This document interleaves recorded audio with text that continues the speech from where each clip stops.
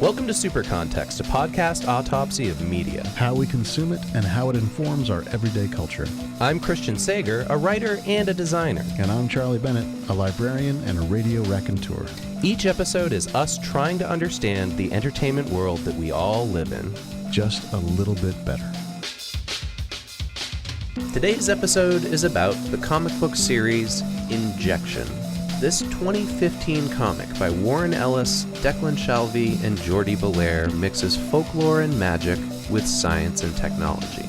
We discuss how each creator brings their own experimentation to the project, and how it's been received by both the comic book industry and its more philosophical readers. You can follow along with show notes at patreon.com/supercontext, where you can leave a comment or you can write us an email at supercontextpodcast@gmail.com and tell us what you think is going on in Injection.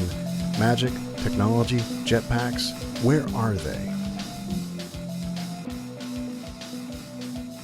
Demons, as we know, are incredibly important to the human experience. Of course, and they're also made of science, as we've learned from today's topic. This is a comic book that has been recommended to us many times. I've been reading it since it came out. I think you've had a little bit of an aversion to doing too much Warren Ellis on this show. This would be our third? It's our third, yeah. It's not so much an aversion to doing too much Warren Ellis. It's just sometimes I get very weary because of, I think we've called it performative perversion or performative aggression that he sometimes puts into his stories. No, he definitely has a persona that he acts out, and I find that detracting in my enjoyment of his works, because I do really like his fiction writing and some of his nonfiction writing. But when he is explaining himself about things, he's very you know what, it's like J.G. Ballard, who we did an episode on, and it makes sense because I think we learned in that episode Ballard is one of Ellis's influences. In fact, in the big talk that he gave about Injection, he brings up Ballard, and he talks about how he thought about the world in relation to Ballard, and then going into Injection, sort of changing gears. But you're right. He subscribes to that notion of like performing the author. Yeah. And that can be a little bit distracting sometimes from the overall project. So we'll try to steer clear of some of that stuff today. But yeah, so we've done an episode on his fiction book Normal, and then we did an episode on Planetary. And I think kind of like our Grant Morrison and Alan Moore episodes, we're trying to do like one a year. And like, yeah. Because there's a ton of his stuff that we could happily do episodes on. A lot of people have asked us to do Transmetropolitan, and I would like to, but at the same time, I feel like we would maybe unnecessarily get caught in a trap that would be, here's a super context on Transmetropolitan, but now it's important because of what's going on in the real world today versus when it was written. And also, isn't Transmetropolitan basically a super context for society? I don't know about that.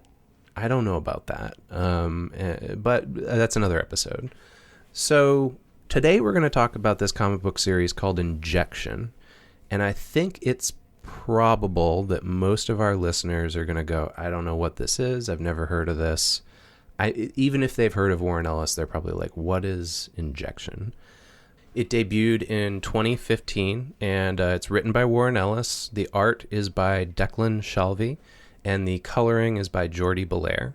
It is published by Image Comics, which is a publisher that we tend to revisit a lot. Yes, for sure. But let's just get out of the way like what the plot of this is, because we did a lot of talking about the creative process up front that's not related necessarily to this content. This is a comic book about a group of people that are brought together by the British government to forecast the future. And each one of them is an archetype of a British pop culture hero. This group creates an artificial intelligence, and then they disband. And that's when we come into the storyline, after they've disbanded.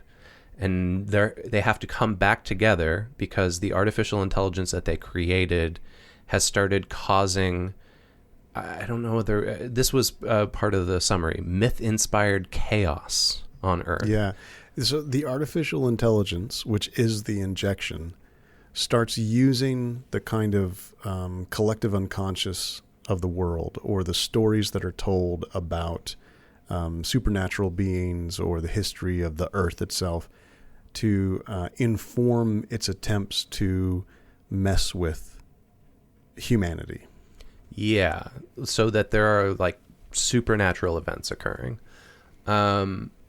Here's two other people trying to explain what this is about.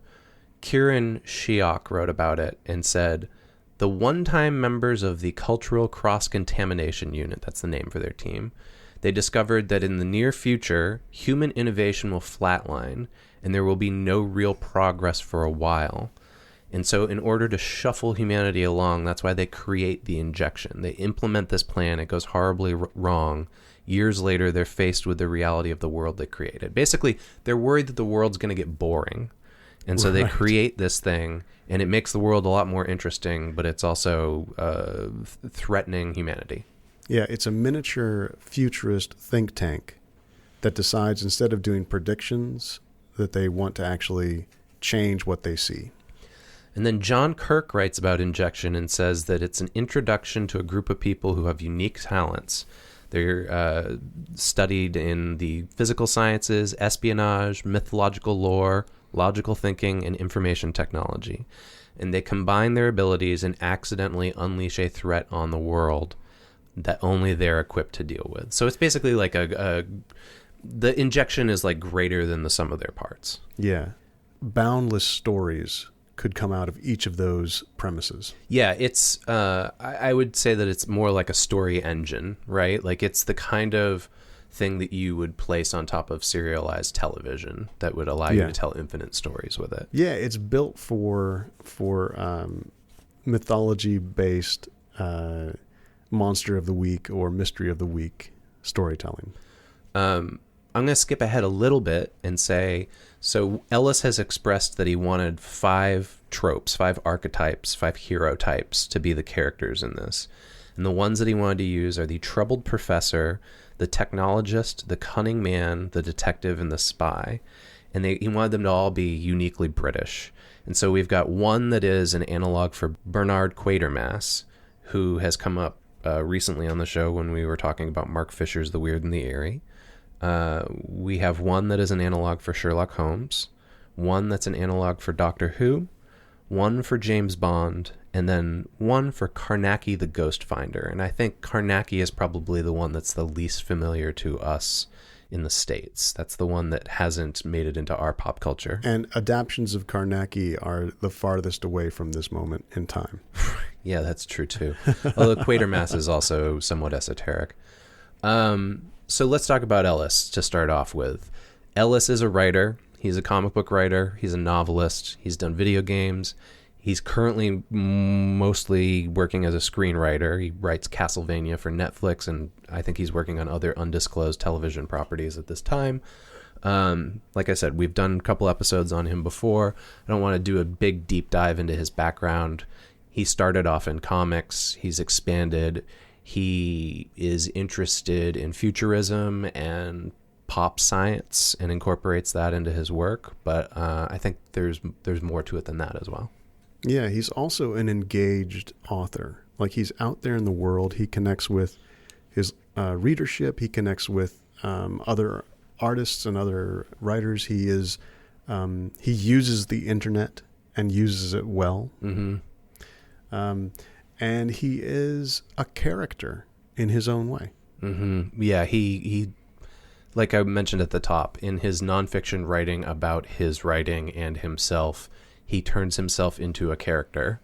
And I've had the privilege of seeing him speak in person, and he's way more down to earth than I think he would like you to believe in his own writings. Or that he has fun pretending to be. Yeah.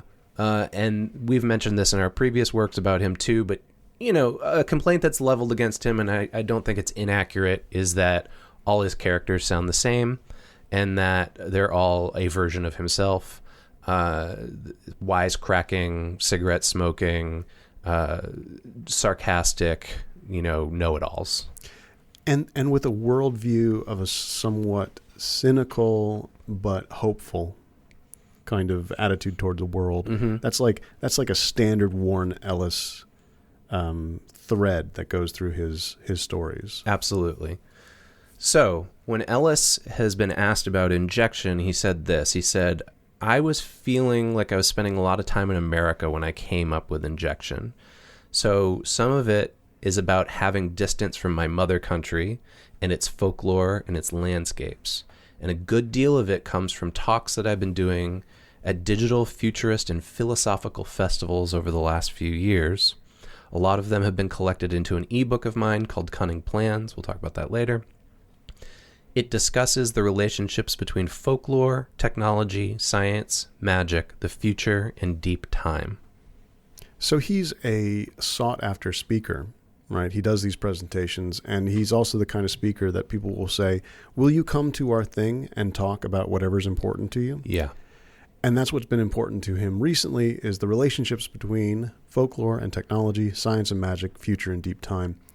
There is this kind of cliche now of the slightly mad English comic book writer who is interested in how magic actually works.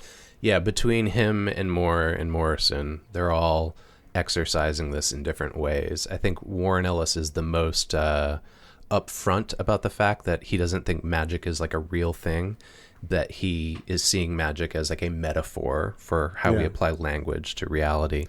But they're all essentially talking about the same thing. And that's what happens in injection. Like the story takes us through many twists and turns, but he's constantly showing magical, supernatural, mystical things as being grounded in some kind of science that can be understood in an actual natural science way. He also brings up a term. This is, we didn't schedule this on purpose like this, but it just weirdly happened, perfect follow-up to the Mark Fisher episode we just did. He brings up a term called hauntological fiction as something that he was interested in exploring in injection. That is a term that Mark Fisher has explored as well. We'll get into this later, but my understanding is that it originated with Jacques Derrida, and that there's like larger meanings to it. We'll explain what it means when we're in the thematic section. But mainly he said that it's a passing concern that a certain kind of artist had a few years ago. I don't know what that means exactly. And then to explain how it connects to injection, he says, look what's happening in the stories in injection. These are the staples of a certain side of British popular fiction post-war. From Quatermass to Doctor Who to Doomwatch, I'm not familiar with that, the Sandbaggers and so on. It's the British weird. With capital B, capital W. It's also why living through the 1970s was so terrifying and scarring. So we now turn to look at these characters. Scientist turned paranormal investigator, spy, detective, probable wizard, etc. Very British tropes in their way. So hauntology is, just to put it very lightly, right, is the study of that which haunts us. And haunting is not a ghost kind of haunting, but instead what haunts a landscape, what haunts a people, what haunts a person, how does memory and collective memory work to defamiliarize the current world and alienate us from an immediate experience. I may have this wrong, and we'll get into it later in this episode, but my take on hauntology is that it's about us humans being haunted by the promise of what could have been. Nice. Our ideas of what the future was going to be like, and then we get to the future and it's nothing like that.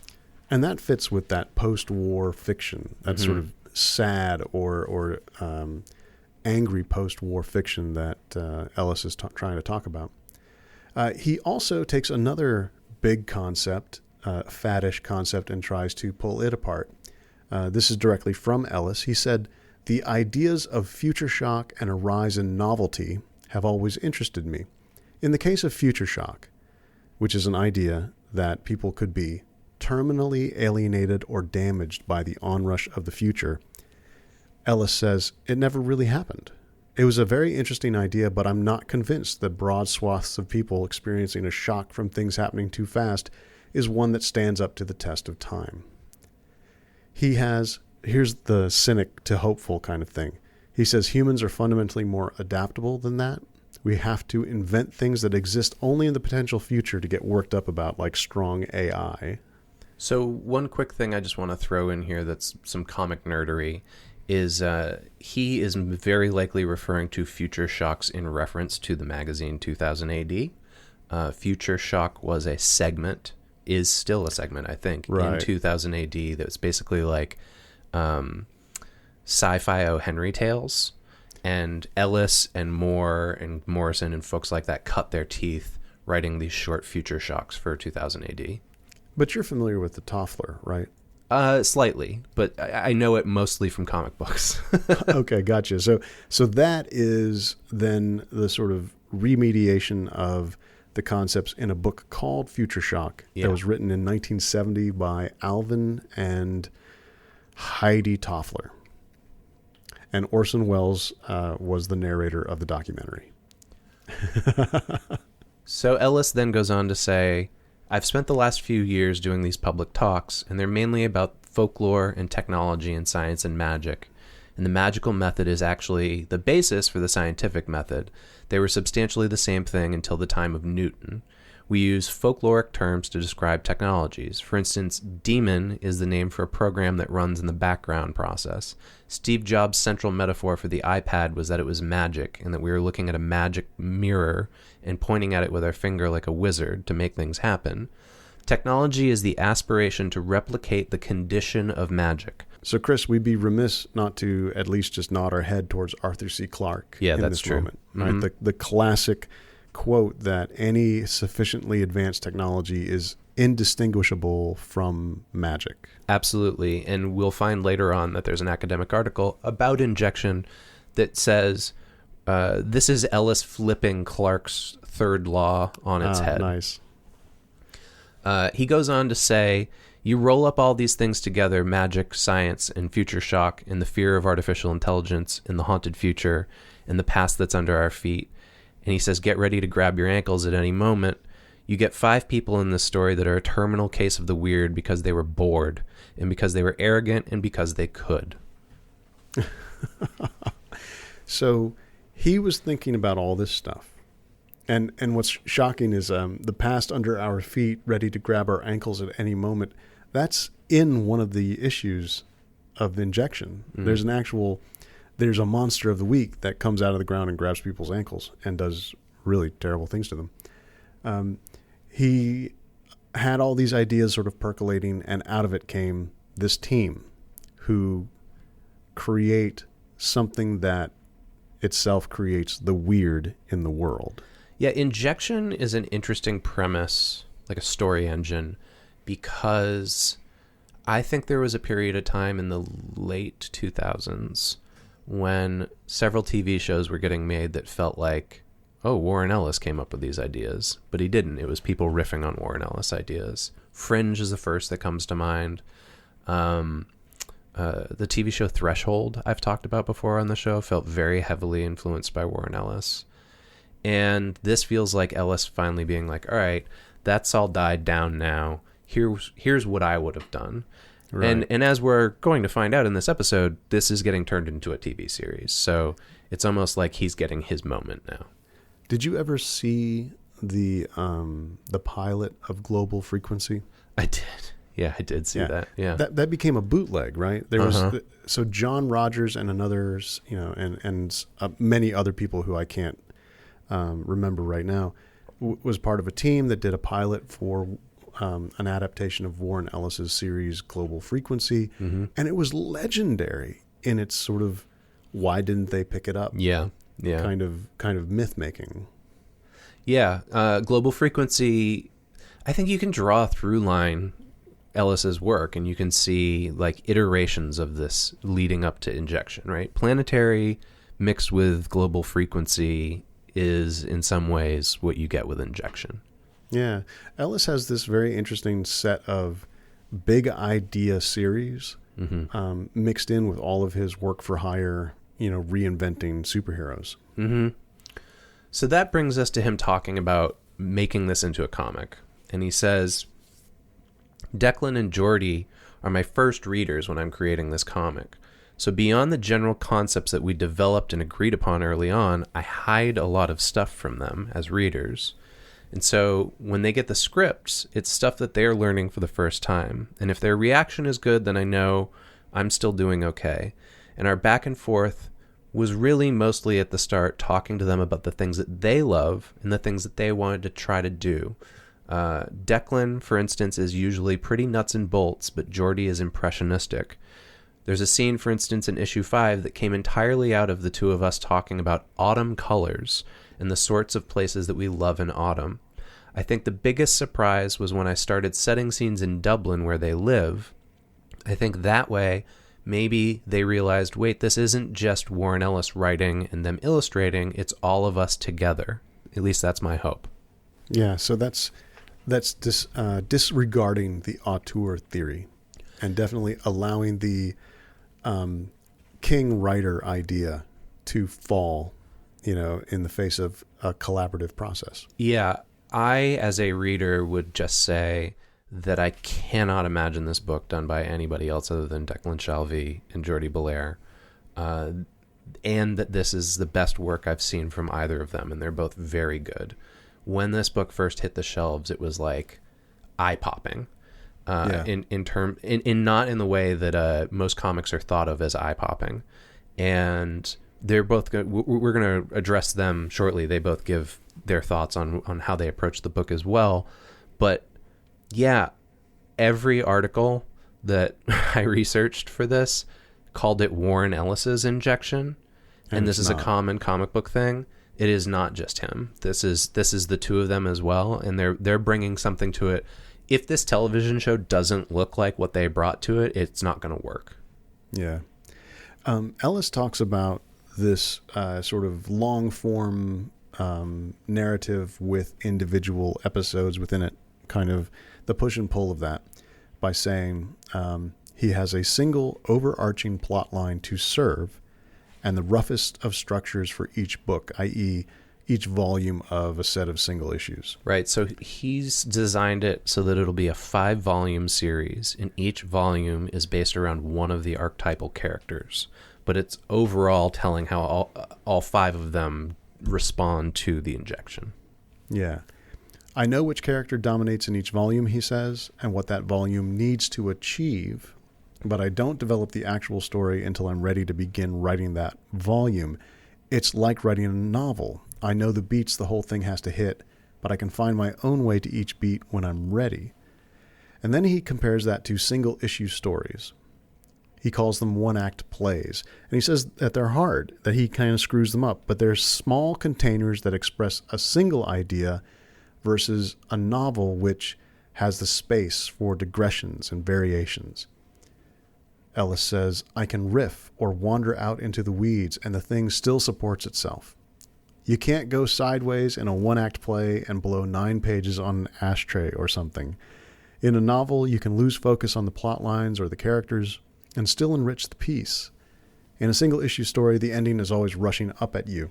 So this paragraph in particular really struck me, because I find that it's rare that Warren Ellis is self-critical about his old work, but also I feel like he's almost being too hard on himself here. This is weird. So I think a lot of his single-issue stories are some of his best work. Like you just mentioned Global Frequency. Each issue of Global Frequency was designed to be a one-and-done single-issue story, and there are some amazing ones in there.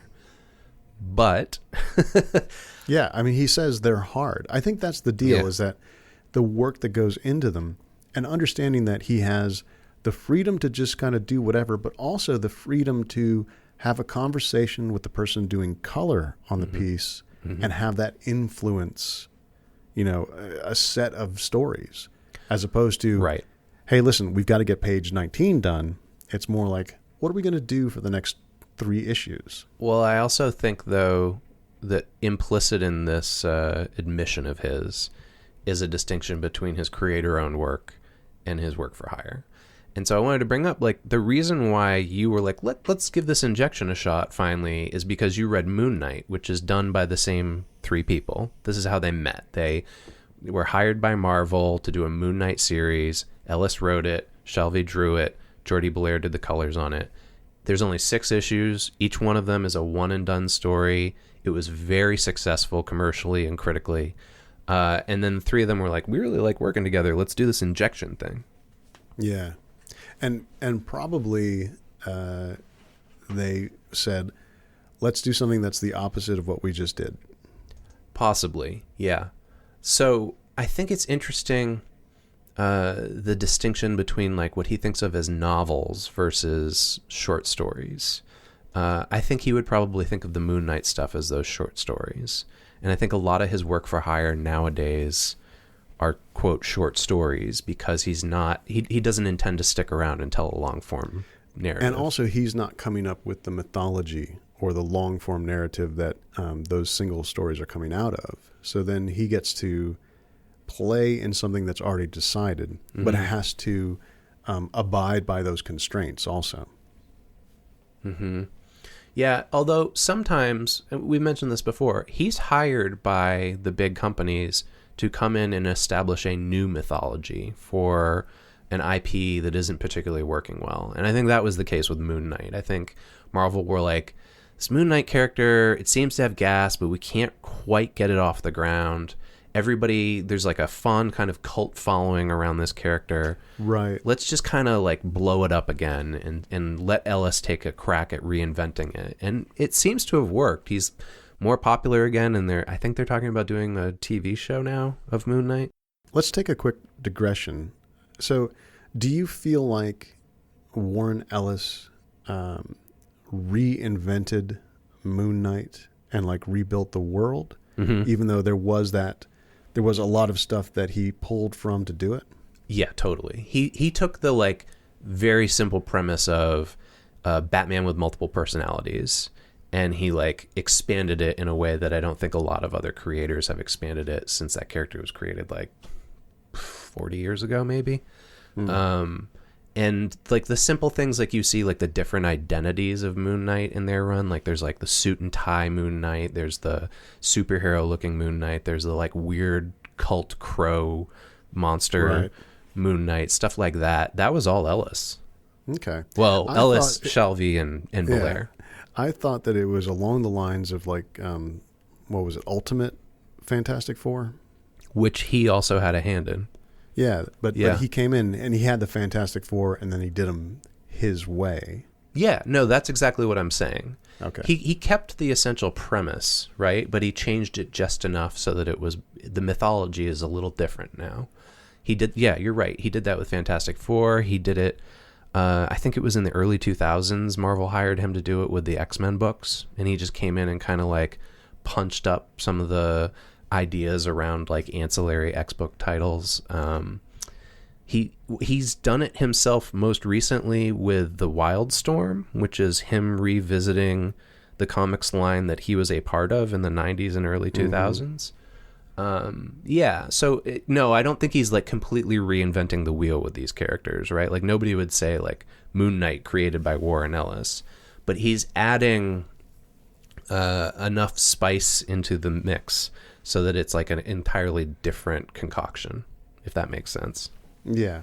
No, that's the digression I wanted to go on. I mean, I'll also say this, like, huge thing that I think stood out about that Moon Knight series is that Shalvey and Bellaire came up with the idea that the character of Moon Knight would only be rendered in black and white, and that everything else around Moon Knight would be rendered in color. And it works so well, and it really makes the character pop, and especially works with Ellis's sort of reimagining. And one of the things that was wild about Moon Knight was how good the cinematic action sequences were. You know, there were a couple pages in each issue that didn't have any words. Yeah. And flowed like, you know, I was watching a really good action movie. Like I was watching John Wick or something. Ellis is really good at pacing action scenes. Yeah. So let's talk about Shalvey and Bellaire a little bit. Mm-hmm. Declan Shalvey is an Irish comic book artist. He's done work for hire and creator-owned work, just like Warren Ellis. And Warren Ellis says, after they met up on Moon Knight, within a couple issues, Declan, Jordie, and I were talking about what we'd do after we finished Moon Knight. We meshed very quickly. So I sat and wrote Injection for them. I made them write lists of the things they like, talked about art and mood and inspiration and reference, and the book was developed ground up for them. Dec and Jordie, and often when Warren Ellis is talking, Declan is Dec. Dec and Jordie co-own the work with me, and it quite literally would not exist without them. So this is a good moment for me to interject with a personal admission. I've been a fan of Shalvey and Bellaire's work for a long time now, and I sat across from them at a comic book show. I want to say it was like 2011, maybe 2012, and I did not have the nerve to get up and go over and talk to them the whole time. I really thought the world of their work together, and so it was this odd thing where, like, for 3 days straight we just sort of sat 10 feet across from each other, but I didn't speak to them, and I regret it now because they're both just phenomenal artists and storytellers. Yeah. So Injection is on hiatus, and I think the team is doing their own thing, like they're doing some work for hire or breaking up this hiatus. Yeah, I mean, I think Declan Shalvey's been working on like Wolverine comics. Jordie Bellaire does like fucking 20 books a month or something crazy like that. And, you know, Ellis is working on Castlevania and this Wildstorm thing and a bunch of other projects. Yeah. So Declan Shalvey says, Marvel were great to me during that personal wobble I had. Now, I don't have, that's a rumor or something? I don't know anything about I don't know Declan either. Shalvey's personal life. As a reader, all I know is that like his work has seemed consistent and been getting better and better over the years. So maybe he had a personal moment that he had to take a break. So he says Marvel Comics stuck with him despite it being work for hire, and he wanted to make good on that commitment before I get back to Injection. Also, creator-owned comics are exhausting, not just to create, but to promote, manage, etc. So the switch to work for hire is what I needed. Not to sound dramatic, but it's what I needed to do for my mental health, really. Yeah. And this is important when we get to the publisher, because a reminder, not all creator-owned comics have like an administration behind them at a publisher, right? There isn't necessarily a marketing person or an HR person or a, distro person, right? Image only provides you with the printing and the distribution, and they put their logo on it. Yeah, and that can be a great help just by being part of the Image Comics list so that people see it when they're checking on what's new from Image Comics. It's a total gatekeeper, yeah. Shalvey says, Injection is uncompromising, which is why no other project comes close in terms of personal satisfaction. And this is kind of a wonderful left turn in that thought. He then, we've got a quote from him talking about how he and Warren Ellis share a fondness for Wes Anderson films. So this is something that also influences them. Anderson's use of composition and symmetry. It's something that Shalvey says he wants to explore. With the opening page of Injection, he used an image that was somewhat like the poster for the Grand Budapest Hotel, just the front of a building. And this was something he wanted to explore. He said, I wanted to establish the tone, pace, and mood of the book. Still, rich, ordered. Each panel has a central composition that frames it specifically, yet also deliberately leads your eye down the page. He talks about this a little bit more in a talk that the three of them gave when the book launched, and we'll have a link to that on our landing page for the episode. But basically, they all got together in Ireland and gave an hour-long presentation leading up to Injection coming out.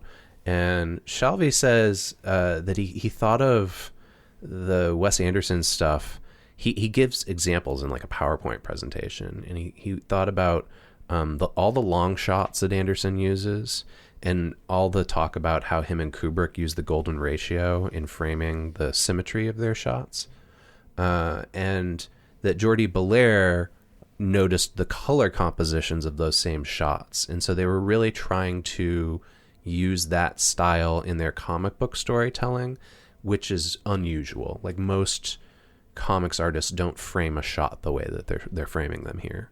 Yeah, we're kind of going in circles here. So I want to like bring it together. Injection is a creator-owned comic that the artist, the colorist, and the writer feel like equal partners in the creative process, that it is a place for them to experiment and feel like it's exactly the work that they want to do. And they had to stop for at least one person to be able to go and do other work. Yeah, probably a paycheck too, you know? I mean, I suspect Ellis is pretty comfortable at this point, but like I said, Jordie Bellaire does a lot of work, like a lot. And I suspect a lot of that is just like keeping up, you know, making sure that the income's coming in. And Shalvey's probably similar. Yeah. We should also mention that they're married and live together. Yeah. And I imagine that part of why Warren Ellis is comfortable is because the royalties keep coming, you know, that there is enough out there in the world, enough work. Like, I understand that some writers, they sell a script that is never made, and that's what pays the rent for a year. Sure, yeah. What was his infamous quote about Red, that it paid for the horse he got for his daughter or something like that? Yeah. But then Injection is their place to try out all of these things. So Shalvey goes on to say, you know, the reader might not be able to notice, but the current day scenes in Injection, they're all rendered in gray tones. And Jordie Bellaire beautifully colors those. Every time there's a flashback, he wanted them to be more restrained and not rich or textured. So this is actually like a thing that I really like about his style in this book. What he means is there's like kind of like a gray tone wash for the shading on everything that's set in the present day. And it's just gorgeous, like especially the way that Bellaire layers color on top of it. And in the flashbacks, those are gone. It's very crisp and just line driven instead of shade driven. Yeah. And he says, Jordie and I will have a conversation about colors. So they're constantly sort of influencing each other, the writer, artist, colorist, and not just influencing each other like, hey, here's this idea, go ahead and run with it. But they're talking about the effects that they're trying to create and how they might do it and what the overall sort of artistic method of the work is. I don't know if she still does it, but Jordie Bellaire used to do this thing on social media where she would take screenshots of stills from films and then she would build a swatch palette out of it, just to show you like how. Oh yeah, I've seen those. Yeah, it's real interesting. I don't know if she like collects those or if it's just kind of a fun thing that she does, but it's fascinating to see the swatches, the sets of swatches that come out of like shots from all these different movies that she's sort of watching while she's working. Yeah, this Injection is so cinematic and cinema influenced. Yeah, for sure. And one thing that's worth noticing is Ellis is one of those writers who, whether you like it or not, talks about writing comics as if he were writing for cinema. He talks about shots the same way you would talk about it in a screenplay, and pacing. But, you know, he's also been doing comics for, I don't know, almost 40 years now and is kind of a master of the medium. Well, check this out. Here's this Declan Shalvey explanation of one of the fight scenes that they did. He said, I think Warren wanted to do a fight sequence, but make it a bit more visually interesting by putting the reader in Sim's position. That's our hero. He's their like James Bond. Yeah. James Bond analog. Yeah. You see a similar trick in films sometimes. A character is spun, but instead we see the environment spin. Of course, in comics, we don't literally move the environment, so we need to use different tricks. Since everything is upside down, I think the reader's eye is forced to move up. My job was to move you down, to move you from one panel to the other against your better instincts. I think that created a sense of distortion without taking you out of the story. I achieved that by taking objects in the environment and using them to break the panel border, to naturally move your eye to the next panel. I remember being really taken by that scene. Mm-hmm. And then reading that, I'm like, oh yeah, that's right. That was one of the things, like, it was so immediately a comic page, mm-hmm. right? But also didn't look like comics, like any other comic that I had read, any other fight scene that I had read up to this point. Yeah, there was a lot of thought put into the framing and choreography of that fight scene, whereas I think it's very easy when you're writing a comic book script to just be like, insert 3 pages of these characters fighting and killing each other, right? Here's the hit, here's the drop, this person's dead now. Ellis thinks about, and I think Shalvey was working alongside him on this, but like the choreography of like where the person is in their setting, what physical objects are around them, where to put the camera and how to use the camera in order to heighten the narrative of the story. There's just a lot of thought put into it. You see this in a bunch of other Ellis fight scenes as well. Like one thing that I noticed in like maybe the mid 2000s is comics artists who were working with Ellis used to start to do this thing where in fight scenes they would draw a panel border around the impact of like a punch or a gunshot or something like that to sort of help accentuate like the impact, the nature of the violence. Oh, yeah, no, you've read a lot more than I have. Shalvey doesn't do it here. But like, for instance, a scene that works really well, it's part of this fight sequence he's talking about. The guy has like what would you call it? It's like an extendable baton. That's exactly what you'd call it. And he puts it up against the little eyelet in a hotel room window so that when the person comes to the door, he just pushes the button and it shoves through and punctures the guy's head.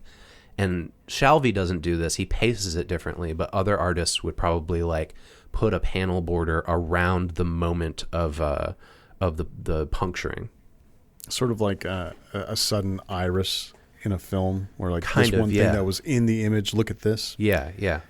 This is a good moment to mention that Injection is stuffed with sex and violence and perversity and disorder and chaos. Like it's a very good read, but there's also the uncompromising part can also be the content. It will be interesting to see how they translate this into television, because I think there are a lot of things about it that would be alienating to a mainstream audience, both in terms of the violence and sexuality, but also the reference points. I don't think that there's a lot of people out there that are dying for more Quatermass stories,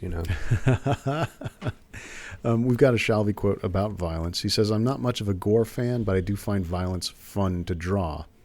So much of Injection is restrained, so I feel the need to give violence impact. I think violence should be violent, not necessarily gory."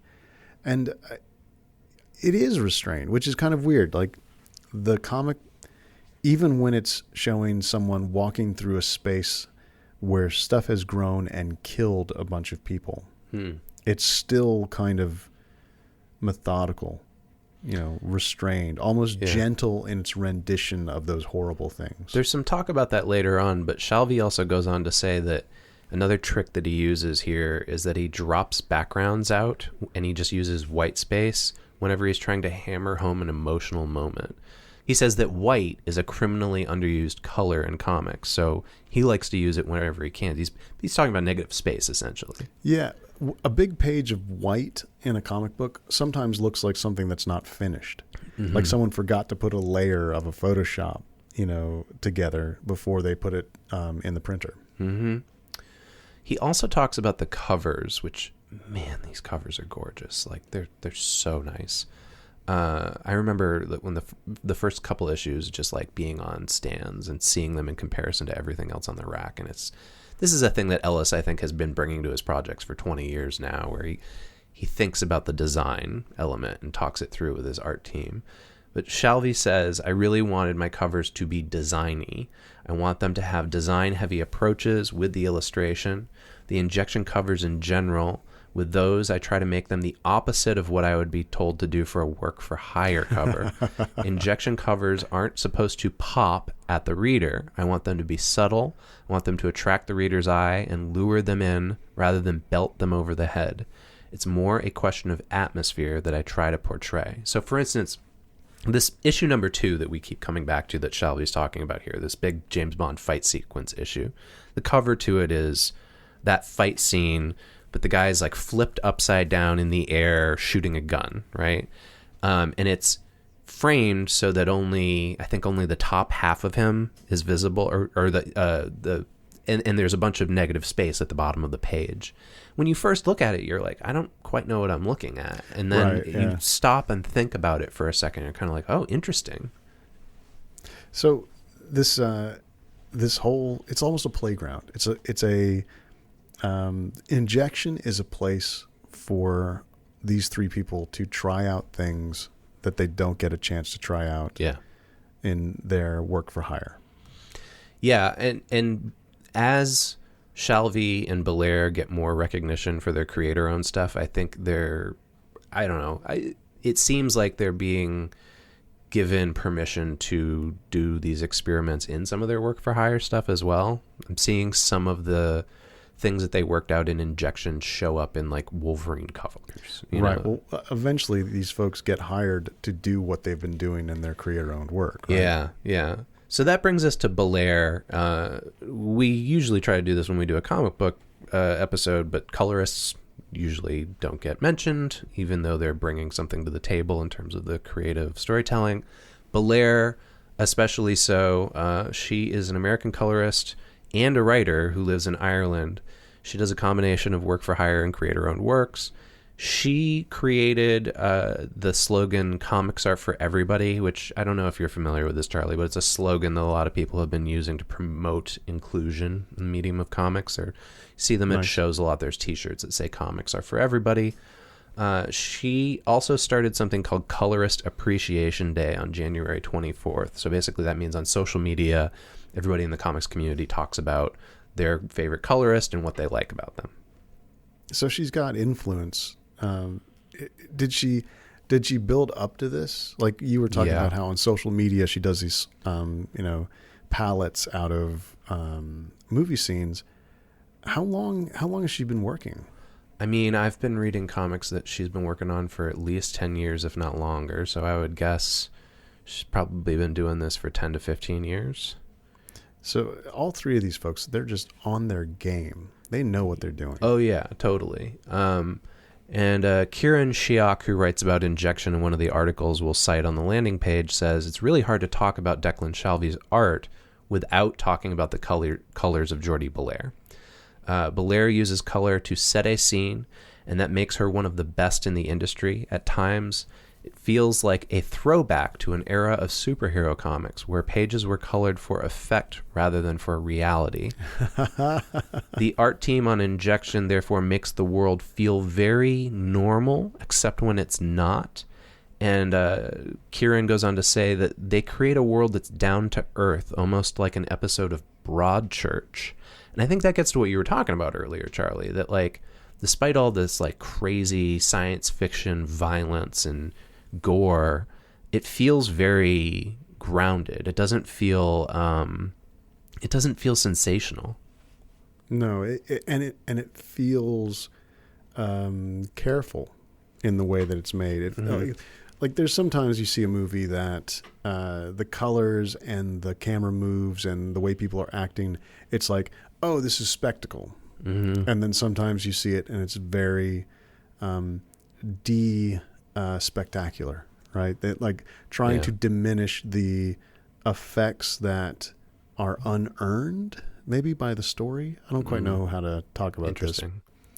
And I'm sort of thinking about this Bellaire quote that we've got about David Fincher. She says, David Fincher was a huge inspiration for me always. I like getting to play with these sickly greens. So David Fincher's movies are all a little darker, a little more muted, a little more careful with their primaries than other movies about the same kind of content. Yeah, so she says that she wanted to work with Declan Shalvey's washes more as well. We talked about this, previously. So she started using more painterly brushes on top of his work. And she also talks about the flashback scene. So Injection goes back and forth between the scenes that are set in present day after the group has disbanded to flashbacks that are as the group was first forming before they created the injection. And so here's another set of ideas that one of the artists brought in that actually affects how the comic handles its own logic. Bellaire says the flashback scenes, in general, they can be dull, and that there are a lot of different ways that colorists have tried to make flashbacks unique so that they stand out and you can tell that there's a shift in time. She says, in my mind, as the story has continued, I like the idea that flashbacks are very much like memories, and the idea is that a memory is never completely reliable. In a flashback here, everything is faded, the background details are fuzzy, they weren't important at the time, and they aren't important now. And so this is how they're visually, like other artists would do something like change the color palette or desaturate the tones or something like that. Yeah, but she found something about how the mind works and tried to represent it, and then gave her like a whole nother set of things she could do to play with each individual character's sort of style in their story. Yeah. Like one of the characters is Vivek, and that's the Sherlock Holmes character, right? When Vivek is the lead, the backgrounds are not hazy, they're black and white. And she says this is like Vivek can remember what happened completely, but the details just aren't the focus of his memory. Mm-hmm. That's really clever, very subtle stuff that I don't think a lot of people are picking up on. But as you're reading it as a whole, you're getting this experience subconsciously. It's great to see the craft that's put into this book. Now, you're going to have to explain this bit about the lettering. Sure. So, Injection is lettered by Phonographics, which I believe is a lettering studio that does... It's not one person. It's like a group of people. And Kieran Shyok, in their article about Injection, points out that the first thing you notice is that they do narrative captions differently, and that there's nothing else quite like it in comics. So instead of the captions being in narrative boxes with the font inside a box, they're free-floating words on the page, and they seem deliberate, and they're very bold and impactful. So this is not only like an aesthetic choice, but it's important to the storytelling. For instance, the very first page, which Shalvey was talking about, the framing, the way that the captions show up on that page, someone is talking to you and walking you through the story, and you don't know who it is at first. And you're not given the normal, signifier of a comic book caption box that helps you understand, your grounding in this. It's just these massive letters that are on top of it. It's kind of like in Mindhunter when they do the location settings, and there's just this huge slab of text that's laid down on top of things. You know what? Now that I've seen that, like other sort of subtle, like here's where this is, don't work for me anymore. It's like I've been knocked off my sense of what you're supposed to do with the labels for location setting. Well, now, spoilers for the comic, but as you go along throughout the comic book, you realize that the caption lettering is the injection talking to you and telling the story about the people that created it. Which is a wild revelation, yeah. And so it gives you more impact, that the lettering is done so differently. Yeah. Hey, I should say that I did some quick research, and I think Phonographics might be a person who goes by a pseudonym. Oh, really? Oh, okay. I think it's possible. Okay. So I just want, just before anybody writes us an email. Yeah, I always assumed it was like a studio, like a group of people that work together. Kind of like Comic Craft. That's another one. Yeah, no, that could totally be. But I also have found on several sites the phrase, the artist known as Phonographics. Interesting. Okay. So that brings us to talking about the publisher. So Image Comics, pretty big player in the field of comics. They started out in 1992. We've covered this ground many episodes, but let's do it again real quick if you've never heard one of our Image episodes. Several high-profile illustrators who were working for Marvel and other big players wanted a venue for their own creator-owned properties in the 90s, so they all left and they started Image together. Originally, it was mostly superhero and fantasy books, but now it includes many genres and many different independent creators. They are best known for properties like Spawn, The Walking Dead, and Saga. Injection is one of those. It's currently run by publisher Eric Stevenson, with Robert Kirkman, who's the writer behind The Walking Dead, acting as a partner in the company.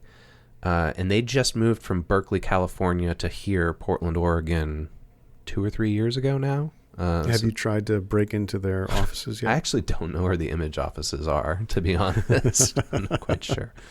So no, I have not.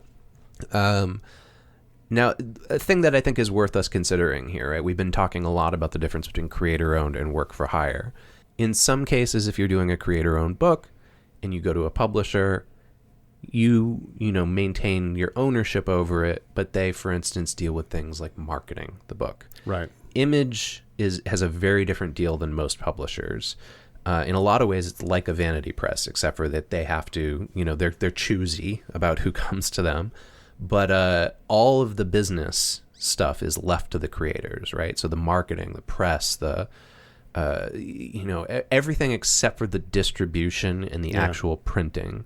Image it can actually is hands off. It's hard to find information about comics that Image publishes when you go to the Image Comics website. Yeah.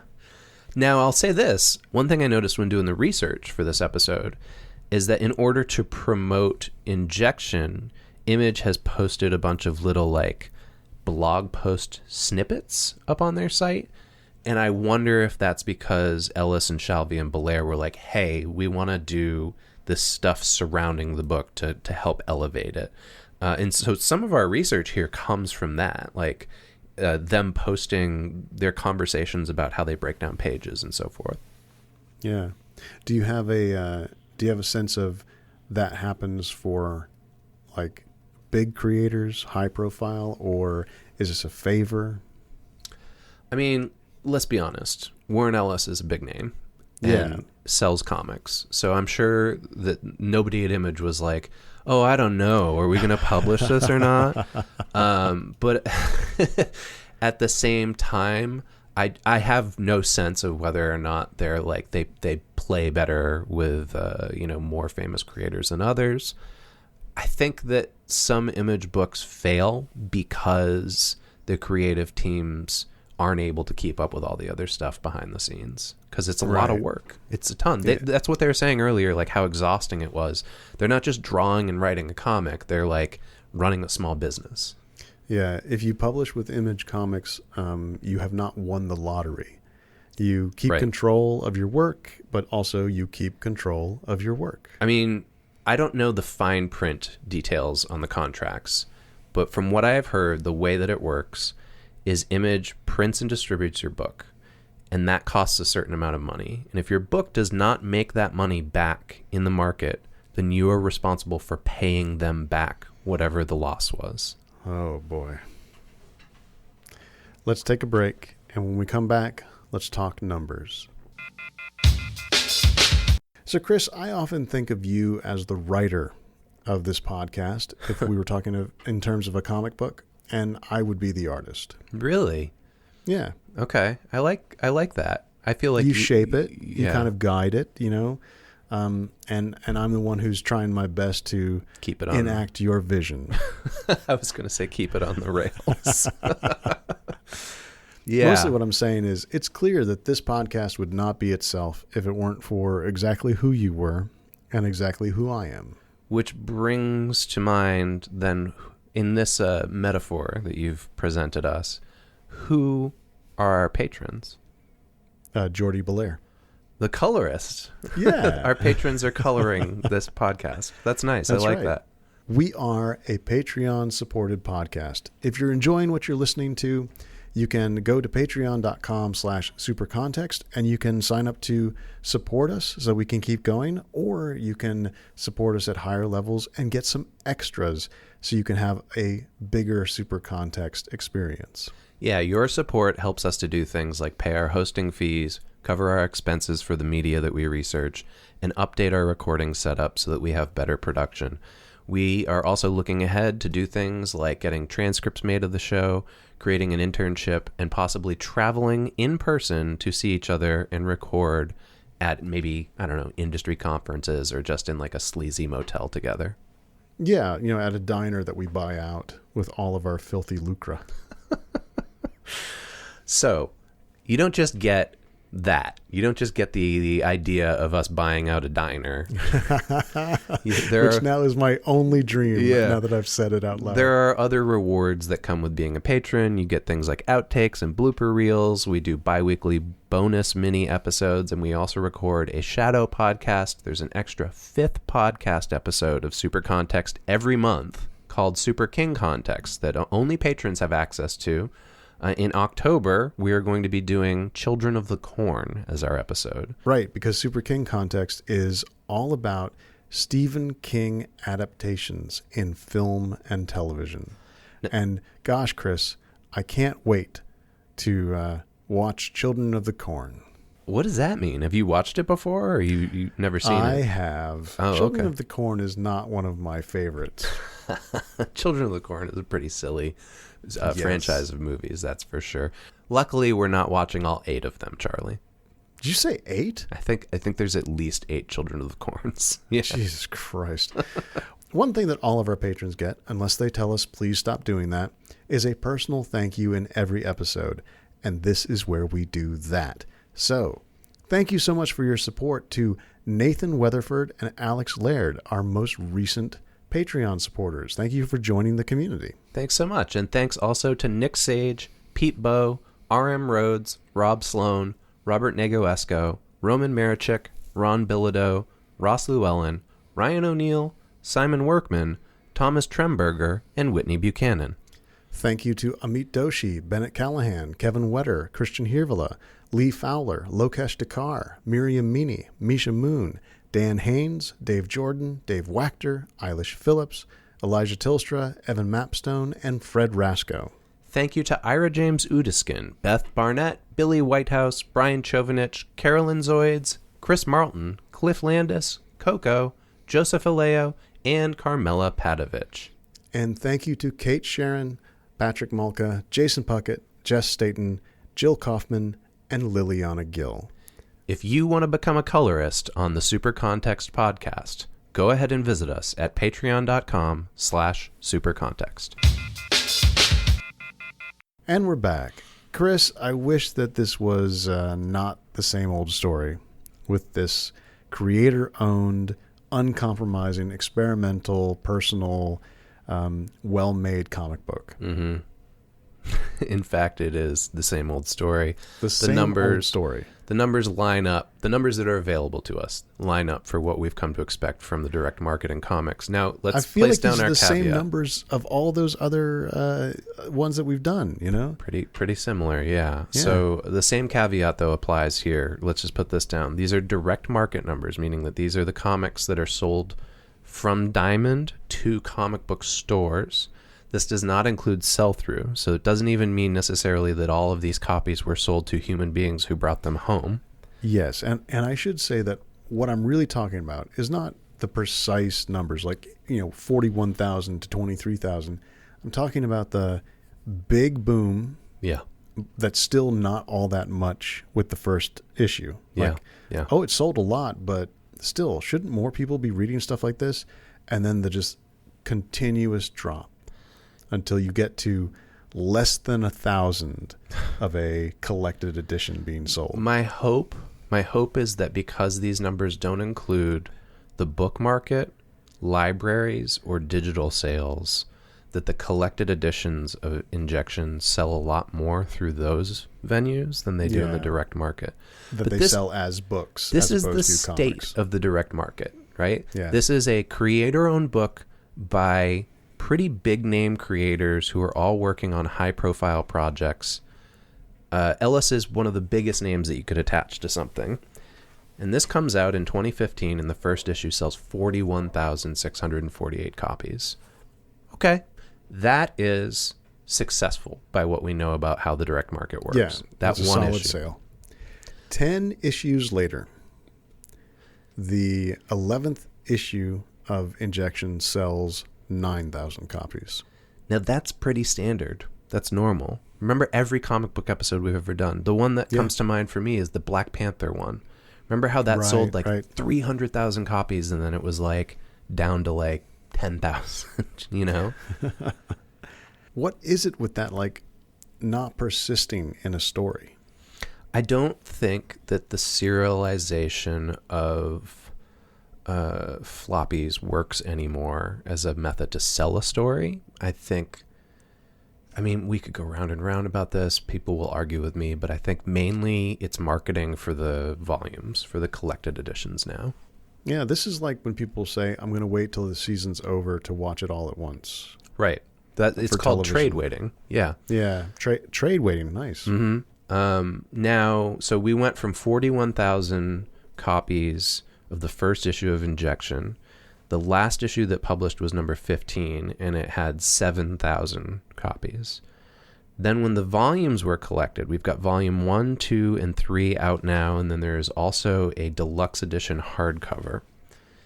Volume 1, again, this is direct market, not bookstores, sold around 5,000 copies. And it looks like they reprinted it 4 times. And each time it sold less and less until it was down to selling only 236 copies in the month that it was released in stores. That's a shame. That's nobody.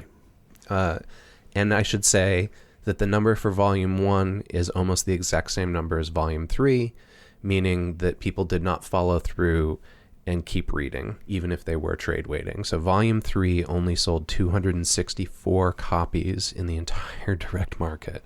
That's crazy. That's crazy to me. But that's why I said at the top of this, hey, even if you know Warren Ellis, you might not be familiar with this topic we're about to bring up, because either a lot of people saw this and were like, that's not for me, or they read the first issue and were like, that's not for me. I don't get it. I don't know what a Quatermass is. I don't know what a Karnacki Ghost Finder is. Sorry. Next, please. And the comic itself hasn't won any awards. We have one entry here for Jordie Bellaire winning an Eisner in 2016. That was for her work, her career. She won which Best includes Colorist. Injection. Yeah. But Injection did not get any it didn't get any industry love. Good reviews, but no like awards or critical celebrations. And yet it's going to be made into a television show. Well, which tells you a couple things. Yeah. One, Warren Ellis works in TV, so of course it's getting made into a television show because he has a television agent, and most comic books are mined for IP. Yes, you and I and everybody else involved think this is a great story, and I can't wait to see a TV show based on it. But let's be honest here that this was something that was destined to get picked up for media adaptation. Yeah. The other side of it is that, like, even if it wasn't a Warren Ellis project, Image Comics are essentially mined now by Hollywood executives looking for things to sell. Yeah. This is how the Hollywood Reporter summarizes it. Universal Cable Productions, which is behind shows like The Magicians, Mr. Robot, and Channel Zero, are going to make the television adaptation of this comic, which is a mix of, quote, mad science, historical horror, and weird crime. I mean, I'll say I don't know a lot about Universal Cable Productions, but those 3 shows, I like 2 of them, sort of. I don't think for a moment that this is like fly by night, hey, we just bought the rights. I mean, I think that a very good show will be made. But the question is, and you and I will have to answer this for ourselves in the future, are they going to make Injection? Or are they going to make another mad science, weird crime show based on the ideas in Injection? Are they going to make Fringe with the Injection characters? Right. Yeah, and I think that will become important as when we discuss the themes at the end of this episode, because I don't know that those same themes will get captured in a television adaptation. But I mean, what we're seeing here with how Injection has been received by the audience is typical of comics. This is best case scenario. Best case scenario for a creator-owned work is that 40,000 people buy the first issue, then you hold on to 9,000 people, and then maybe somebody comes along and turns it into a TV show, and you get paid back based on the royalties from that. And your books will probably sell more once the TV show's out. And you have fun doing it, Chris. Yes, and that's absolutely true. Like, I think that's why this book stands out from many of its peers, right? Is that like clearly all three of them were having fun, but also stretching their craft. Yeah. You have found a wonderful Warren Ellis quote that touches on representation, because like many of Ellis's stories, there is a mix of cultural, ethnic, and gender in the team or in the characters who are important. Like, one thing that Ellis seems to do very well is try and reflect what he thinks of as his British Isles. Right. He recognizes that the British Isles that he lives on are not just a bunch of white people anymore. And so he says he particularly enjoys the fact that his detective is a lunatic Anglo-Indian gentleman. His spy is basically Idris Elba with a shaved head. And he likes the picture of the British Isles that makes, that it's basically a bunch of mad geniuses who dress like mad geniuses. So yeah, for like the doctor in this is a person of color, which I don't think has ever happened on the TV show before.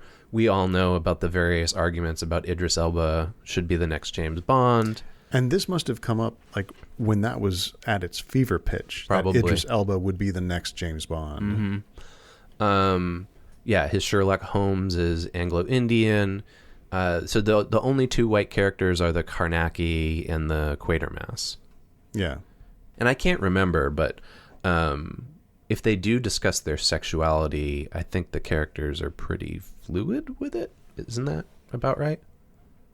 I think that's an impression. I don't know that I could point to anything that really declares that. But in Warren Ellis land, everyone is kind of fluid in most ways. Well, this is one of the things that's interesting about Ellis, right? Do you know the whole thing about Apollo and Midnighter, these characters that he created? Yeah, you bring them up pretty regularly. So they're his version of Superman and Batman, but they're a gay couple.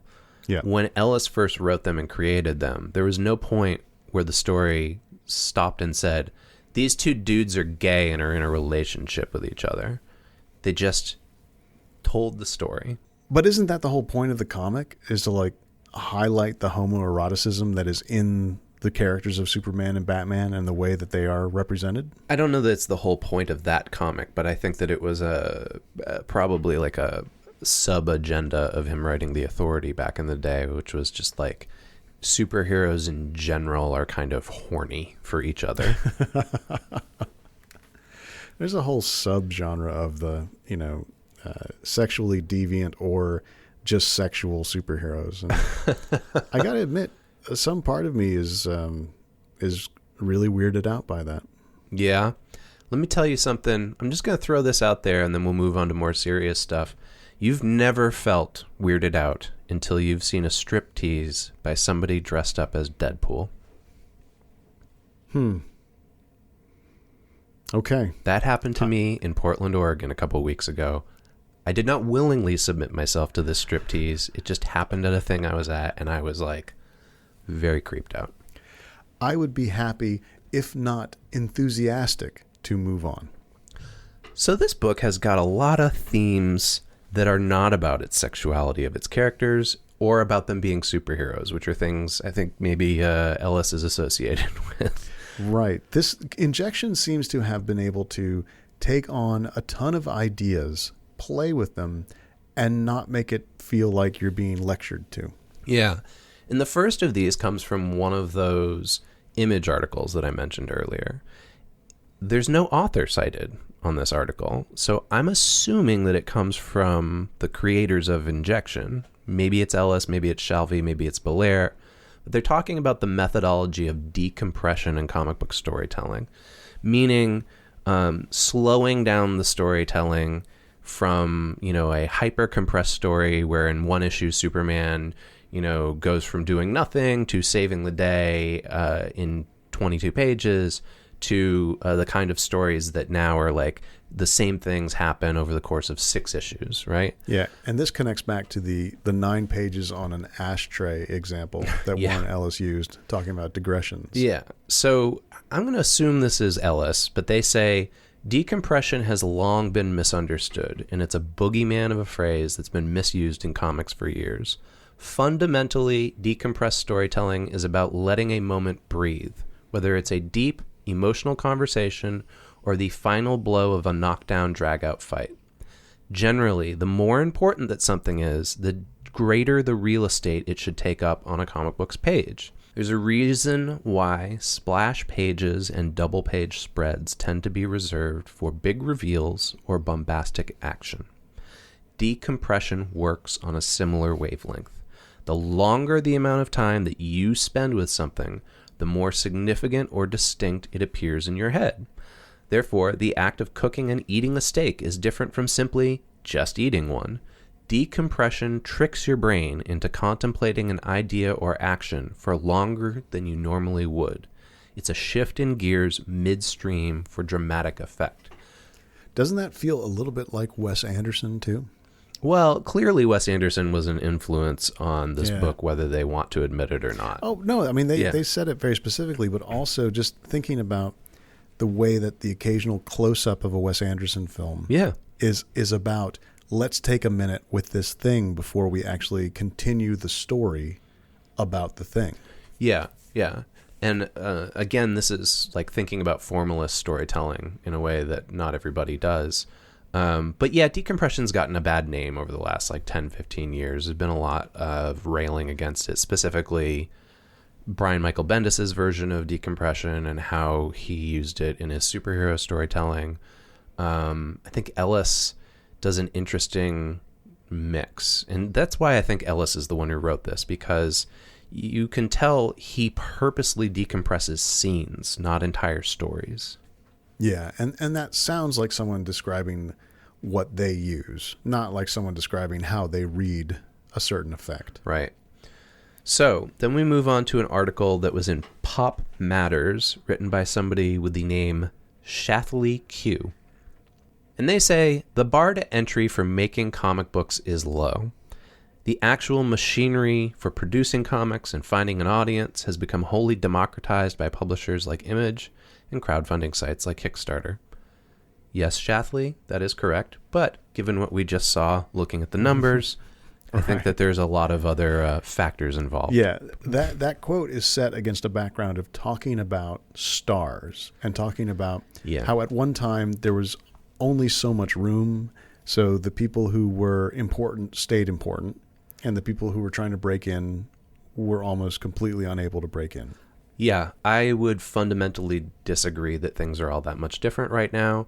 It's not like this democratic platform where it's an even playing field.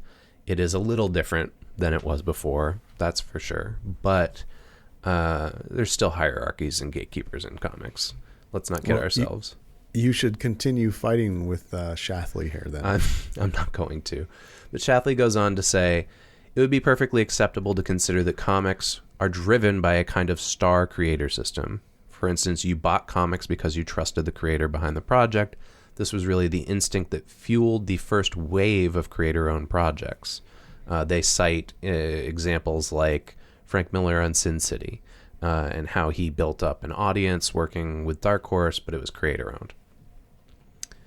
Then they go on to say, what about the fears that were given birth to in the 1990s, that somehow only a handful of creators would get to entertain us through the medium of comics? And they look at injection in light of this idea that Ellis comes out of that era. Like, that was really the era where he first flourished in comics. And you and I talked earlier about Ellis and his sort of persona and how it can be frustrating. I think in a lot of ways that's branding for him, right? And he learned early on, especially using the internet, that by sticking to the brand, it was a way in order to keep a loyal audience. I always think about this thing that Mark Maron jokes about, but I think that he's also kind of kidding on the square about. He says, if I just had kept the same facial hair, I think people would know me better. and again, it's a joke, but Mark Maron describes this kind of allowing himself to just go with his particular proclivity from moment to moment, made it harder for him to establish an audience that would stay with him. And at one side, that's like addiction and depression. Yeah. But on the other side, it's like, I didn't define a look and then stick with it.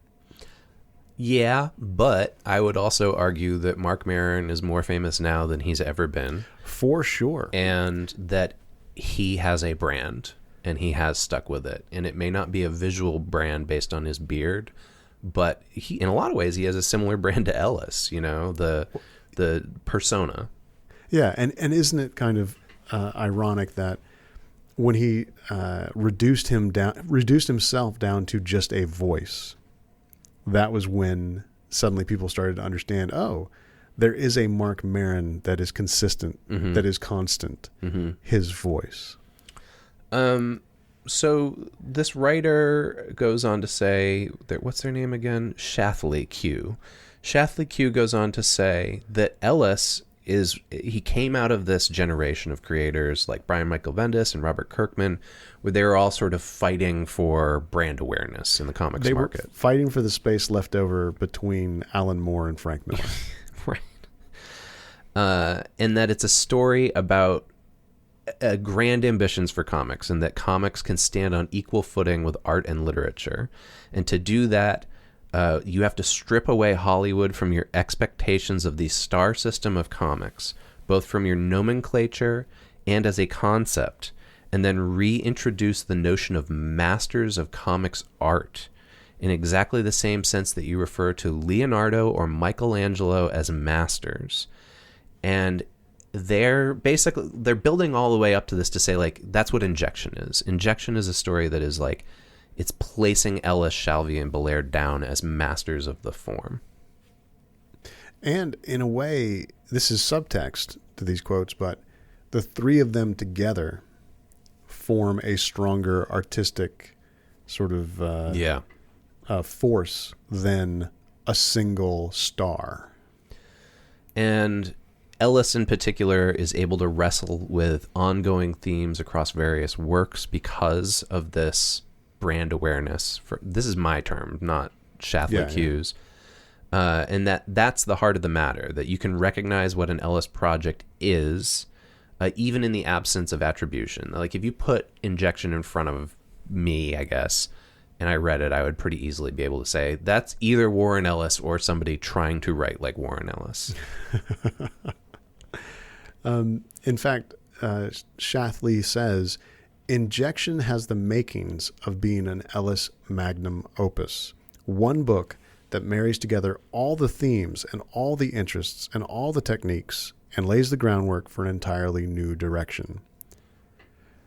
And this is, Shalvey presents this in the with the backdrop of the Moon Knight 2014 reboot. 6 issues done by Ellis, Shalvey, and Bellaire that essentially showed everybody what they might do or what they could do, that they then brought into Injection and took off from. Yeah, they're like their potential. And that there was this promise that was made to us pop culturally in the 90s by Chris Carter with the X-Files, that not everything strange in the world was a spontaneous eruption, and that some of the strange and dangerous things in the world were made by human hands, and that this is what Injection is referencing. This is the continuation of the lineage of the X-Files. Right. This is the weird as a extension of the human experience, as opposed to the weird as something outside of human experience. I think Shalvey Q is close to getting it right, but I think all that stuff about star power and comics, it feels like it's written by somebody from the outside looking in about comics, and this is a mistake I think a lot of people make about comics is they think that because comics is an easier medium to access than all other mediums, that therefore it's like permeable and like a fair shake and has an even playing field. And that's just not true. And I think that because of the way that pop culture has been affecting comics and comic book culture and comics conventions in particular, that there's been like a lot of friction, a lot of push and pull between creators and the audience on the whole idea of accessibility. And so this idea that there aren't stars in comics, there are masters, I'm not quite sure I'm on board with that. What I'm hearing, though, is that Shalvey Q is trying to say that comics is now a medium that can go out into the world and do what pop culture is asking popular entertainment to do, right? In essence, saying that Ellis can pick up the torch dropped by Chris Carter, who was doing X-Files on TV. Mm-hmm. That it's not just Alan Moore and Frank Miller make amazing comics, and you have to make amazing comics to be in this same like air as them. That it's more you can be a comics maker, comics creator who is pulling on stuff outside of comics to do your comics. I get it. That's interesting. But Ellis is a bad example to make that argument with, because Ellis is almost as big as Moore and Miller. Yes. It's not like he's a nobody who just like came in and was like, I got a great idea to tie all these stories together, and it was successful. But think about this. It's less important whether Shalvey Q is right than it is that this is what injection makes Shalvey think of. Right, sure. Yeah. That's a good point, I think that it's Charlie. actually, it's the point of the story almost, and the set of ideas that Ellis is working on that seem to imply that this is someone who is working beyond the limits of comics being something that people are awesome at. Okay. I do want to move on from that because we have got a real thick and juicy academic article on injection that ties together a lot of our current interests. But Shalvey Q's piece was one of the few pieces. Like I said, like this book is great, but not a lot of people have sat down with it and considered, what's important about it. One of the people who has is somebody named H. Haug, who has written an article called The Alchemical Singularity, Magic and Technology in Warren Ellis's Injection. This was published in the International Review of Science Fiction this year, in 2019. This article, man, it's like somebody was like, hey, what are Chris and Charlie doing in October? Cool, let's write an academic article about it. So it's about injection, but it applies Mark Fisher to injection, which is pretty interesting. Haug says that the overall argument in this piece is that the character of the injection, the rogue AI in the storyline, represents a mystical motif which questions the uneasy boundaries between the natural and the supernatural and between magic and technology, and that they situate the series in terms of hauntology and weird fiction. And they consider the mystical agency of the injection itself to be a, quote, literalized metaphor for how we ascribe narrative to the world. They also draw on Ellis's nonfiction writing to link teleological ideas about nature and technology with alchemical thought, and suggest that the pre-scientific idea of purposes intrinsic to nature has been preserved in new ideas of artificial intelligence. Okay, that's a lot. It's a mouthful. We'll unpack this. Okay. All right. And then finally, they say that Ellis's aesthetic conflates magic and technology in terms that Max Weber termed as the concept of disenchantment, which is a theory that has been challenged in recent years by a resurgence in mystical and supernatural beliefs. Haug draws these three things together in a short reading of a passage towards the end of Injection's first volume, in which nature, technology, and narrative are all collapsed into one conceptual unit. Okay. So while that was written in a very academic prose style in order to get published in a very academic setting. So if I can take each of Haug's sort of three bits and see if I can restate them in less academic language. Okay. Injection shows us a literalized consciousness applying narrative to completely unnarrativized experience. Yeah. Like we see in the injection what we do when we try to come up with ways to make a story out of just the random, the vagaries of the world. Right. So if human beings take the chaos that their senses provide them from reality and they turn that into a story so they can make sense of reality, then this artificial intelligence has to be treated in the same way. And what we're seeing in the story is it wakes up into the world and it goes, oh my God, there's all this stuff. I'm bombarded with this cacophony of stimulation. This is the story that I'm gonna make out of it. Yeah. And then that story still pulls on the idea that natural forces have a purpose that is apprehendable by human understanding. Like when people say, oh, evolution wanted, this animal to be this way, or, the rock is there to stop the water, or, anything like that. Like you're able to understand why the world works the way it works in human terms. Yeah. Yeah. So the artificial intelligence is imagining that it can understand how the world works in terms of its intelligence. Yeah. The way that it sees things is the way that stuff exists. And then finally, disenchantment. I got nothing, Chris. You got anything on that?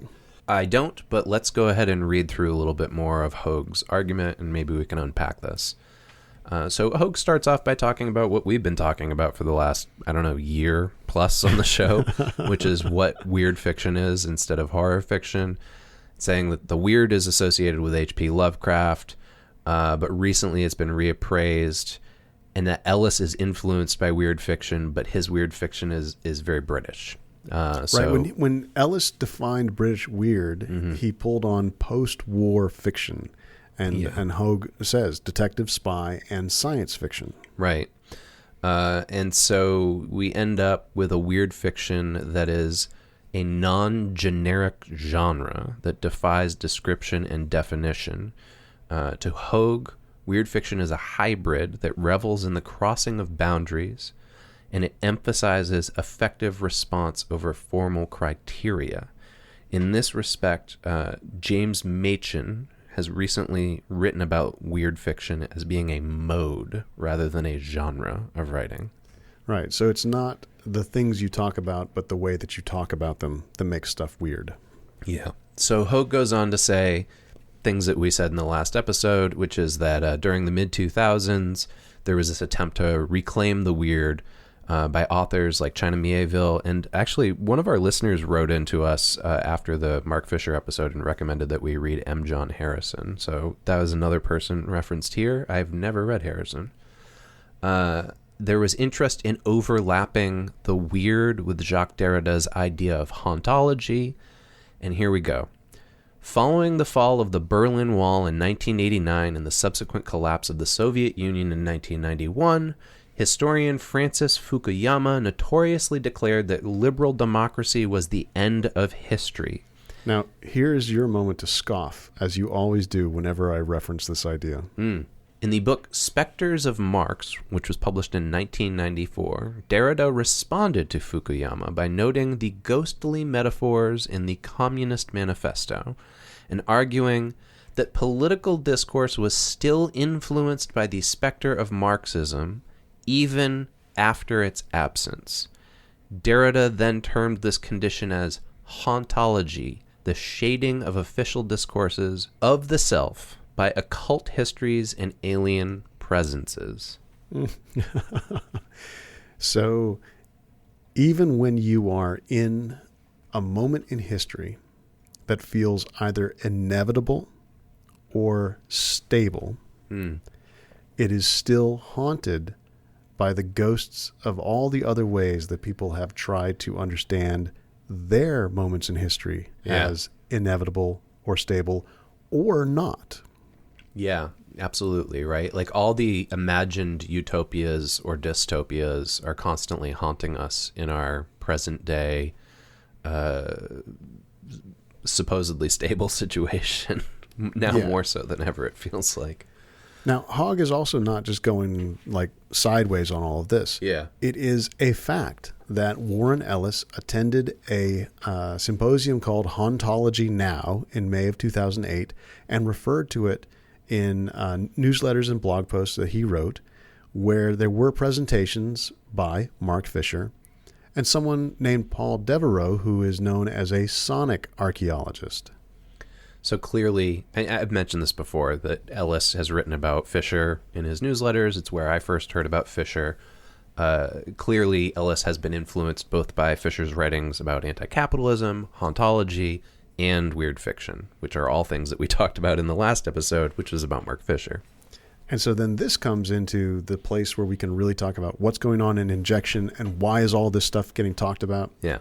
Haug says Ellis makes hauntology his own, tugging and twisting it to accommodate his aesthetic sensibilities.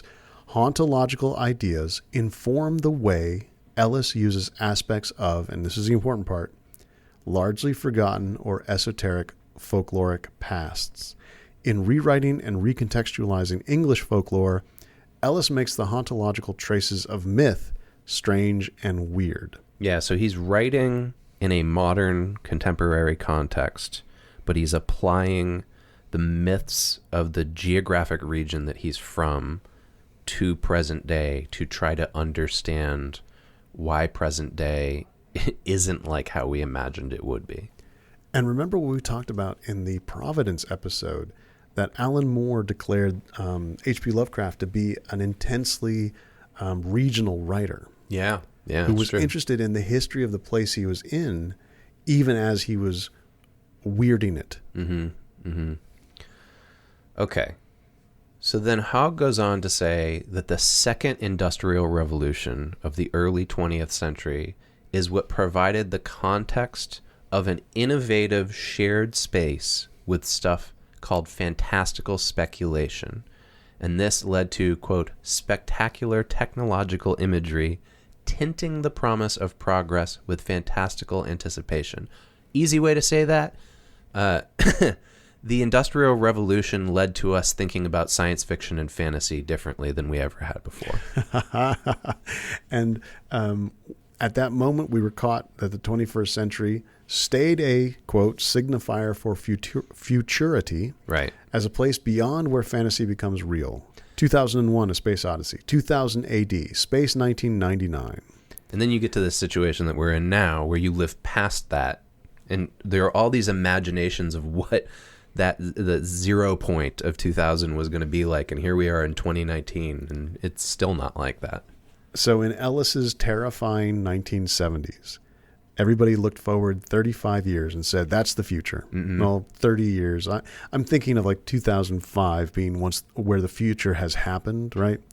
But really, 1970 to 2000, people are saying, there's the future. We're going to get there. We're going to get through all this, the oil crisis and the post-war malaise and everything, and we're going to get to the future. And then we got here, and everyone wonders where the fuck their jetpack went. Right. And that's an Ellis quote. He said that at one of his talks before. So that brings us to the second part of Haug's argument here about injection, that Ellis is insisting that the boundary that's between magic and science is pretty porous, and it's been as such since science was properly, inaugurated, specifically as an alchemical experiment. And they point back to Robert Boyle and Isaac Newton. I always think about John Dee. Warren Ellis is one of the first people I heard about John Dee from, and how John Dee was thought of as both like an occultist and a science expert. Right. Because those two things didn't seem to be completely different practices. Right. So what is Ellis saying about those two things? Haug says that by saying technology should replicate the conditions of magic, Ellis emphasizes presentation over mechanism. Refers back to that Warren Ellis example of Steve Jobs saying that the iPad is magic, that it's a magic mirror, that we're wizards when we use it. The idea that technology should replicate the condition of magic is, Haug says, both a formal and aesthetic claim. Aesthetic because the way we use technology mimics the way that people did magic before. Motions, casting spells, incantations, Like the ways in which we're developing our technology it's almost like we're hearkening back to our imaginings of what magic would allow us to do. Essentially haptic control. Yeah. The idea that now technology is supposed to be something that a kid can look at and figure out how to use right away. Right? Do you remember the first time you used like an iPod or an iPhone with a touch screen? I don't. I remember distinctly, it was 2007 that I got an iPod Touch, and I was like, I literally said out loud, I feel like I live in the future. Yeah, a lot of people got very optimistic for a little while there. Yeah, like a month. Wow, maybe 6. And then it's a formal claim because it's about the way that people do things, right? Yeah. So Haug just kind of cast that aside. He's like, yeah, it's a formal claim, but also look, it's an aesthetic claim, and it's what Ellis is exploring. And they unpack that with another theorist. Boy, this is classic like academic philosophical writing, but at the same time, it is useful, I think. It's just a little difficult to unpack here. I love shit like this. It's so fun. Another person that I had to read a lot of stuff by in graduate school, and I still don't know how to pronounce their name right.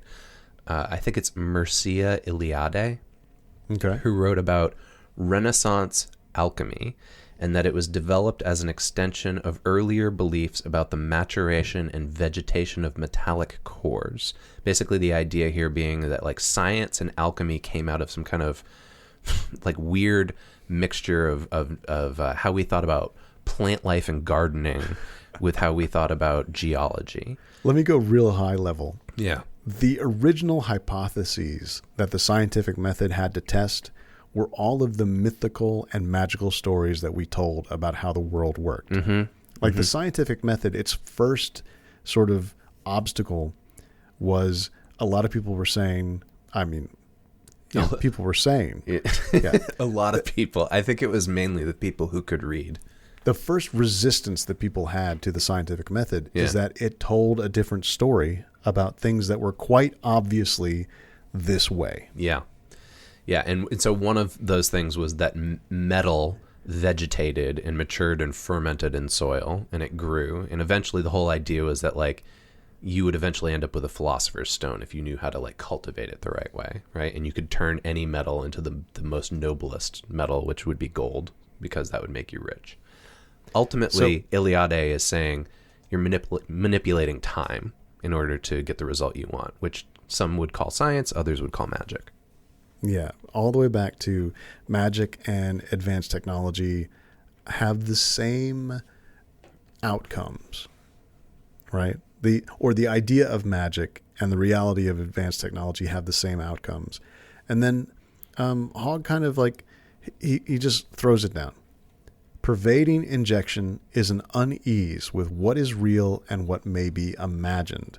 This uncertainty clouds the origin of the injection itself, which also is sort of the idea of why modern civilization is so frustrating, or why we feel, confused and polarized at this moment. What's true, right? What's real? How are things actually working? And what is an imagined process? Is capital real, or is capital a fiction that people use to apply a certain magical spell?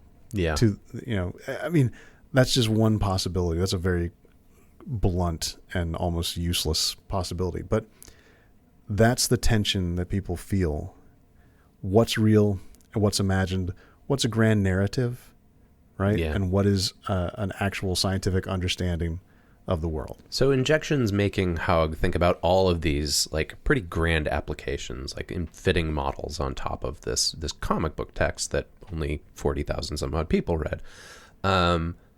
They break it down and say this: Ellis means, when he says that technology is recreating magic, he's talking about examples that are grounded in a way like technical objects appear to recreate magical objects, the same way we were just talking about the iPad. Yeah. iPad's a magic mirror. Ellis once said that a Segway, the gyroscopically balanced, rolling vehicle, is the shittiest witch's broomstick. Yeah, I think he also talked about... Oh, it was when he made the jetpack thing. He was talking about them as being how we figured magic carpets would evolve. Now, all of this is potentially completely off base. This could just be Ellis's particular way of trying to reconcile how he feels about technology. Yeah. And the alienation from, long histories of storytelling and long histories of understanding of how the world works. And we should not get too caught up in it. Yeah, I don't think Ellis is sitting around thinking about Derrida and Marx while he's writing Injection. But I think that perhaps Haug's point is that, like, we are haunted by Derrida and Marx, and that Ellis is, whether consciously or not, picking up on that and putting that into the story. Yeah. And so by linking magic and science and technology in Injection, Ellis is sort of reversing Clarke's third law. And the position is different now. If technology reproduces the conditions of magic, that doesn't say that it actually creates something supernatural, but what it's doing is inducing a magical sensation. And science is rationality. Magic is the effect that we get from the science. And so Injection, as a story, is either a warning that that's a division that we have to deal with, or a sort of cry for help. The world seems magical and technological at the same time. What does that mean? How can we exist in it if magic is starting to feel real because of what we've built? How real was magic before? So let's step back and take the broad view of this comic for a minute. That's a pretty good academic interpretation of what this means.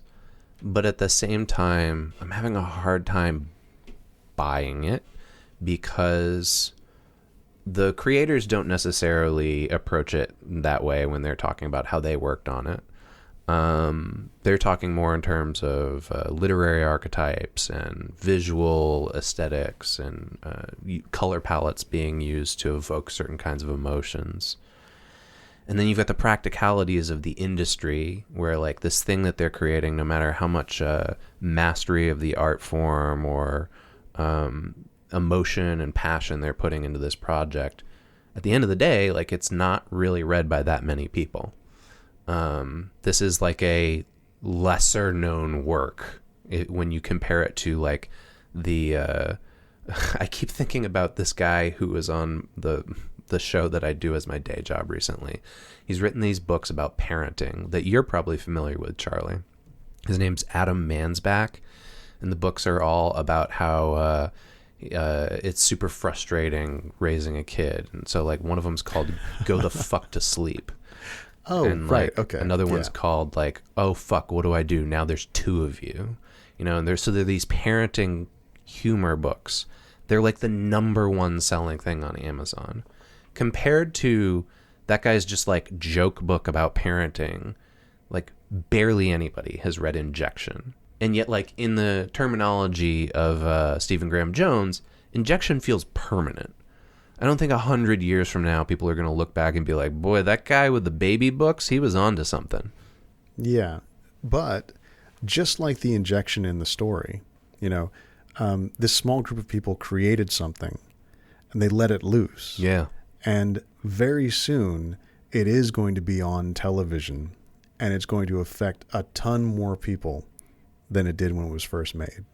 You've been listening to Super Context, a podcast autopsy of media. How it's made and how it informs our everyday culture. Our theme music is Human Factor by Mile Marker. And right now you're listening to Drive Fast by 3 Chain Links. Show notes and all our past episodes are available at supercontextpodcast.libsyn.com. You can email the show at supercontextpodcast@gmail.com to tell us what you like, what you don't like, and to suggest topics for future shows. And I'm available on Twitter as @Christian Sager. And I'm there @Bennett Radio. 2 N's, 2 T's.